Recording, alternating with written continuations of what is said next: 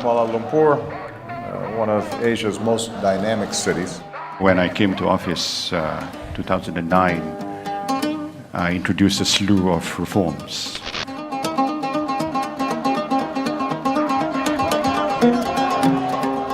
The reality of Malaysian politics is you need money to run politics. Mr. Najib is also a politician.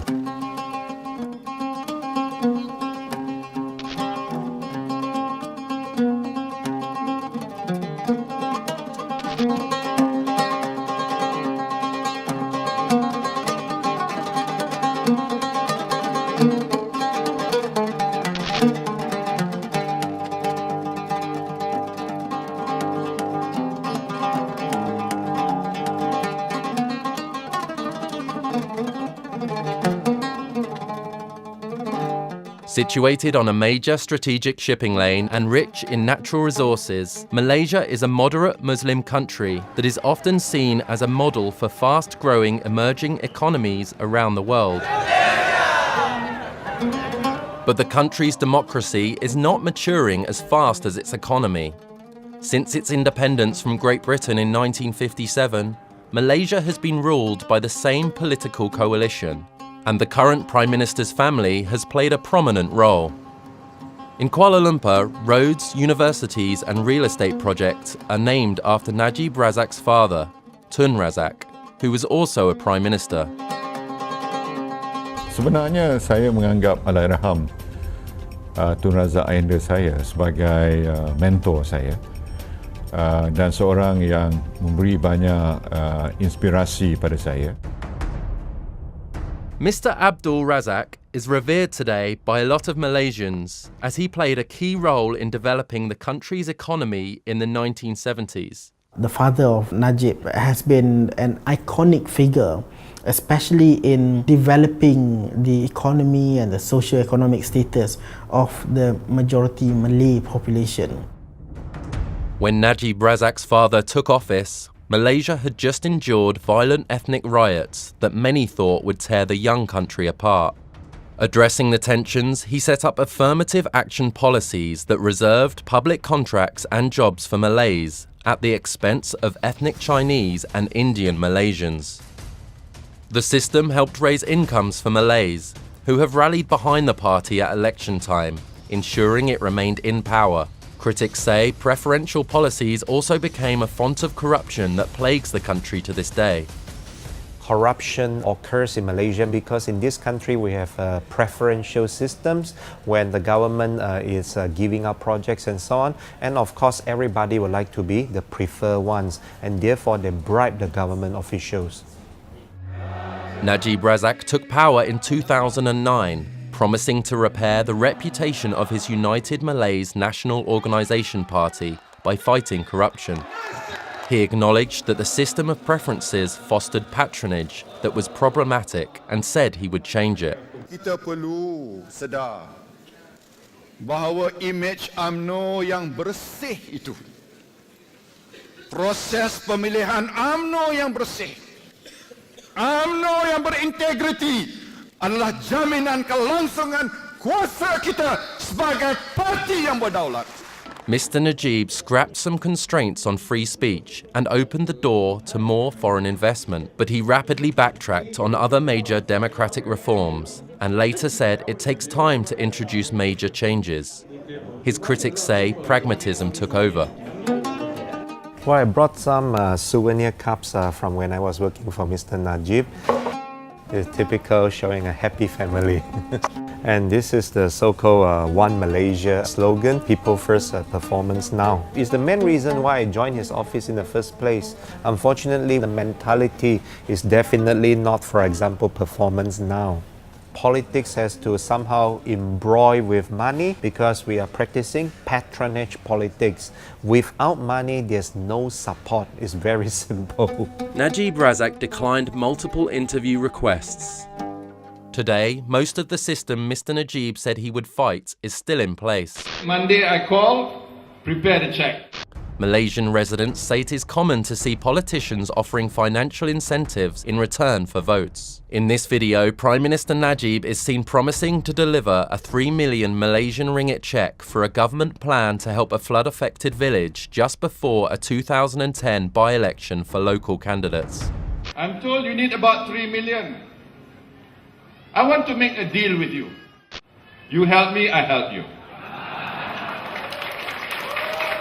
An election commission member later said Mr. Najib wasn't buying votes because not all in the audience were voters. A Malaysian anti-corruption commission official said at the time it would investigate complaints of inappropriate spending, according to local media. The agency didn't respond to questions whether it had done so.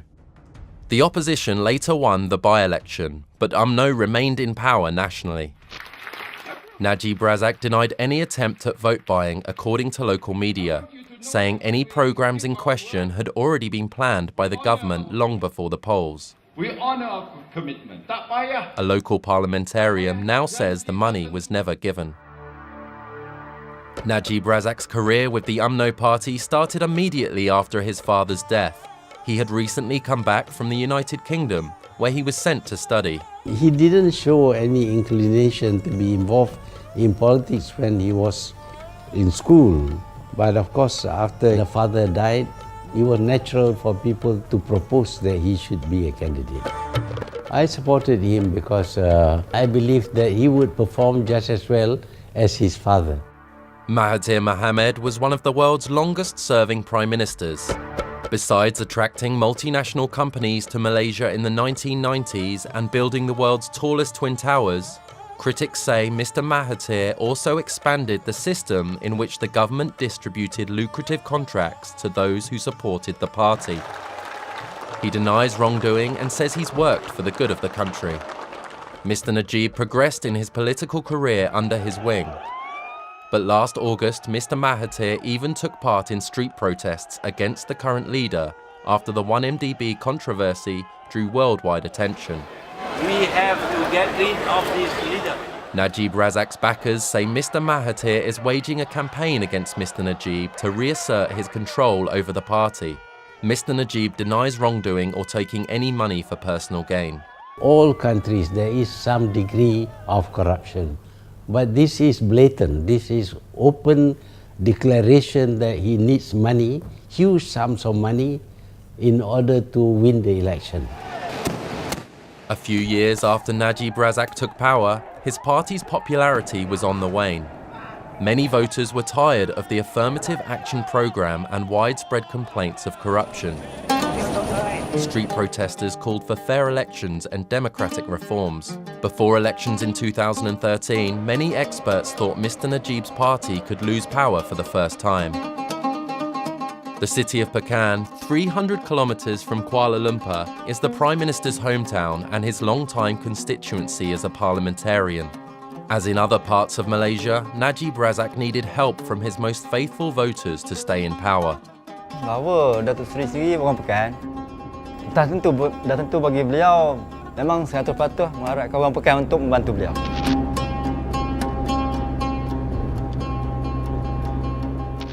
Ya, tengok ada tak tahu, asal ada lagi. 2 months before the election in 2013, Mohamad and hundreds of other village heads received a letter from the Prime Minister's office. They were all given free trips to Mecca, the holiest city of Islam. Flying to Mecca a few months later was for him a once-in-a-lifetime experience. Kalau saya rasa dengan kerja saya hari ini, tak mampu saya. Ada melalui sumbangan daripada PM, Datuk Seri Najib sendiri. Setakat ni alhamdulillah, saya juga bersyukur sebenarnya. Mohamad says he voted for Mr. Najib and he asked all his community members to do so. This religious initiative was launched in 2011 and is still ongoing. Critics note that more community leaders were allocated this opportunity in 2013 before the election than the previous years. The trips to Mecca are sponsored by 1MDB, the government fund created by Najib Razak. The Prime Minister says such projects show that 1MDB is beneficial to many in Malaysia, and local media reports note that the number of sponsored pilgrimages is being increased year after year. Mr. Najib said he created 1MDB to stimulate the economy, to drive investment into underdeveloped areas, and to help to ease ethnic tensions.